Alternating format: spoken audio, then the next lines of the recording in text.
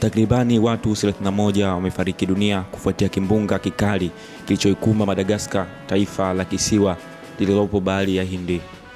Taarifa hiyo imetolewa na ofisi ya kitaifa ya usimamizi wa hatari na majanga nchini humo. Kimbunga hicho kilichopewa jina la Gezani kilianguka siku ya Jumanne na kuathiri kwa kiwango kikubwa jiji la bandari ya Tomasina, ambalo ni jiji la pili kwa ukubwa nchini Madagascar na lina wakazi wapatao 400,000.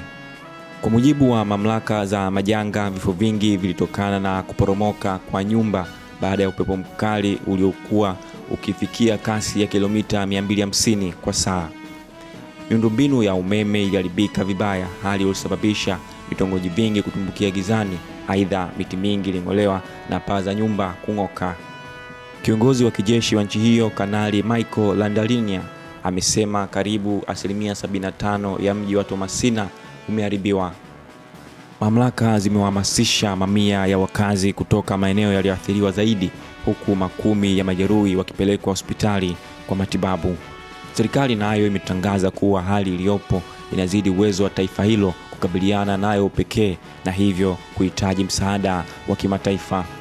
Wataalamu wa hali ya hewa wanasema kuwa nguvu ya kimbunga hicho huenda ikawa miongoni mwa matukio makali zaidi kuwahi kurekodiwa katika eneo la Tomasina katika enzi za satellite.